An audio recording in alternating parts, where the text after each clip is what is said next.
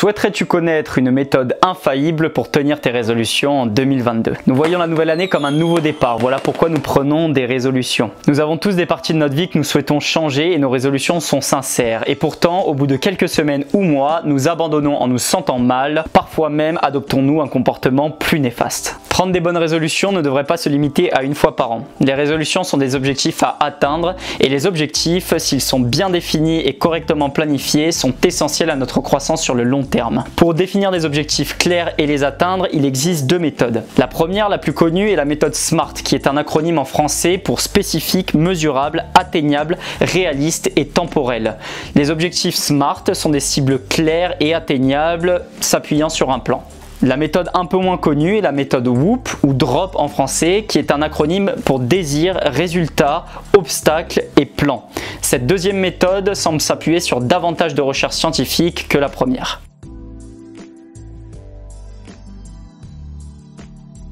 Le S de spécifique. Comment savoir que tu as atteint ta cible si tu ne la connais pas?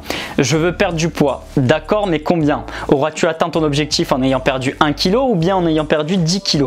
Il est déterminant d'être spécifique car tu visualises mieux l'objectif que tu souhaites atteindre. Il sera donc plus facile pour toi de chercher comment l'atteindre et tu sauras précisément lorsque tu l'auras atteint. Par exemple, je veux être moins stressé, devient je veux que ma tension artérielle soit de 120/80. Boum, tu sauras précisément lorsque tu auras atteint ce seuil et tu sais déjà que pour l'atteindre, il te faut un appareil de mesure de la tension. C'est une partie du comment. M pour mesurable. L'exemple de la tension artérielle est parfait car il te faudra la mesurer tout au long du processus. Ainsi, en gardant avec toi tout le temps l'appareil de mesure, tu pourras déterminer avec précision les expériences stressantes et les expériences apaisantes pour toi et ainsi limiter les premières ou tout du moins si tu ne peux pas les limiter, faire en sorte de te relaxer durant ces expériences et augmenter les secondes. Le docteur Maxwell Maltz écrivait dans son best-seller La psychocybernétique que le cerveau et le système nerveux forment une mécanique à tête chercheuse qui atteint son but grâce à la réaction négative. Cela signifie que comme un missile à tête chercheuse, le cerveau et le système nerveux forment une seule entité poursuivant une cible, un objectif en corrigeant sa trajectoire pour l'atteindre. Un missile à tête chercheuse corrige sa trajectoire au fil des retours de son système de calcul qui lui dit tu n'es pas sur le bon chemin. D'où le nom de réaction négative. Voilà pourquoi il est essentiel que tes objectifs soient mesurables pour que tu puisses corriger ta trajectoire pour les atteindre. A comme atteignable. Si tu gagnes 30 000 € par an, penses-tu que te fixer comme objectif de gagner 1 million l'année suivante soit réfléchi? Voir trop grand lors de la fixation d'un objectif provoque du découragement et du stress. On se décourage avant même d'avoir commencé. Un objectif qui te demande des efforts, c'est top tant que ça reste dans le cadre du possible. Tu vas avoir le six-pack mais tu as 20 kg de trop, alors ton premier objectif est de perdre 10 kg cette année. En fait, c'est ok d'avoir de grands objectifs mais décompose-les en plus petits objectifs, un pas après l'autre. R pour réaliste. Il semblerait que la traduction de l'anglais au français du R de SMART soit en fait mauvaise et que le R signifie relevant en anglais et donc pertinent en français. Tu as défini ton objectif atteignable, augmenter le chiffre d'affaires de ton business de 30% cette année. Tu as le temps et les ressources pour, mais est-ce l'objectif le plus important pour toi en ce moment? Je veux dire, tu gagnes plutôt bien ta vie et le docteur t'a dit que ta tension artérielle était trop élevée et que si tu la gardais à ce niveau, tu aurais sans doute de gros problèmes de santé. Ne penses-tu pas que mettre en place une pratique régulière de méditation et de gratitude et de prendre du temps pour aller marcher à l'extérieur, qui sont des processus qui diminuent ta tension artérielle et procurent des tas d'autres bienfaits, seraient des objectifs plus logiques? Prendre en compte le R de SMART, c'est définir ses priorités. Prendre en compte le R de SMART, c'est se permettre une réflexion plus profonde sur soi. T pour temporel. Donne-toi un temps suffisant pour atteindre ton objectif. Reste réaliste, ni trop long, ni trop court. Ce sera plus simple pour toi de mesurer ton évolution par rapport à ton objectif. Tu peux même découper ton objectif en sous-objectifs fixés dans une limite de temps. Je te conseille en fait de le faire. En effet, notre cerveau libère de la dopamine, l'hormone responsable du plaisir et de la motivation, à chaque succès, ce qui nous permet d'être plus concentrés et nous incite à en libérer davantage et donc à provoquer plus de succès.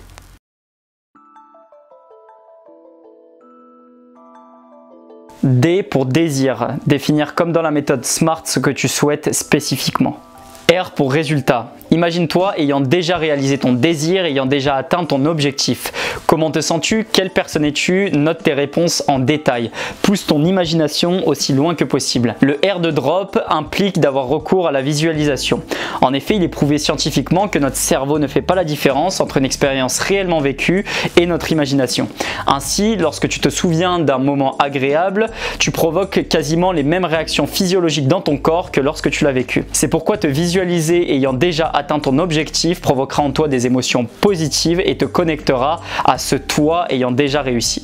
O pour obstacle. Voici le point essentiel de la méthode DROP. Imaginez les obstacles qui nuiront à l'atteinte de ton objectif. Selon la créatrice Gabrielle Oettingen, cela s'appelle le contraste mental. Même si te visualiser ayant atteint ton objectif et ressentir les émotions positives que cela procure en toi est essentiel pour donner du sens au chemin à parcourir, il ne faut pas te laisser entraîner dans le piège du cerveau qui lui considère que l'objectif est déjà atteint et qui du coup diminue ton envie d'agir pour l'atteindre. Comme dit Gabrielle Oettingen, rêver d'un futur positif semble nous protéger de la tristesse sur le court terme, mais promeut celle-ci sur le long terme. Cela correspond à un pic de plaisir immédiat, mais augmente les probabilités de déprime. Ces expériences ont montré que les personnes qui prenaient en compte les obstacles fixaient des objectifs plus réalistes et performaient mieux que celles qui ne les prenaient pas en compte. Prendre en compte les obstacles, c'est revenir à la réalité. Cela nous permet d'imaginer comment les surmonter et de redéfinir nos objectifs s'ils sont trop ambitieux ou trop nombreux. Le P de planification. C'est la méthode si alors. Si tel obstacle se présente, alors je poserai telle action. C'est ici que tu implémentes les solutions que tu as trouvées aux problèmes qui se sont présentés. Tu as noté sur papier chaque obstacle et chaque solution que tu y as trouvée. Maintenant, tu décomposes ton objectif en série de plus petits objectifs atteignables dans un temps plus court. Tu mets le court terme au service du long terme. Une étude publiée dans le journal britannique de santé et de psychologie compara les effets de la motivation avec ceux de la planification. 248 personnes qui souhaitaient effectuer une activité sportive régulière furent réparties en 3 groupes. Le premier était le groupe témoin, le deuxième le groupe de motivation. Les scientifiques leur exposèrent tous les bienfaits du sport et notamment les risques réduits de développer une maladie cardiovasculaire ou coronarienne. Le troisième était le groupe de planification. Ils furent présentés les mêmes informations que le deuxième groupe, mais on leur demanda en plus de noter quel jour, à quelle heure et où ils comptaient pratiquer leur activité sportive. Et bien au bout de 2 semaines, les résultats furent sans appel. En effet, le premier groupe présenta seulement 38% de personnes ayant pratiqué une activité sportive au moins une fois par semaine, le deuxième, celui de motivation, 35% et le troisième de planification, 91%. De nombreuses autres études ont été réalisées pour montrer l'efficacité de la planification. Je te laisse là-dessus faire tes propres recherches. Ce qu'il y a à retenir de cette étude, c'est que la motivation est quasiment inutile si l'action n'a pas été planifiée.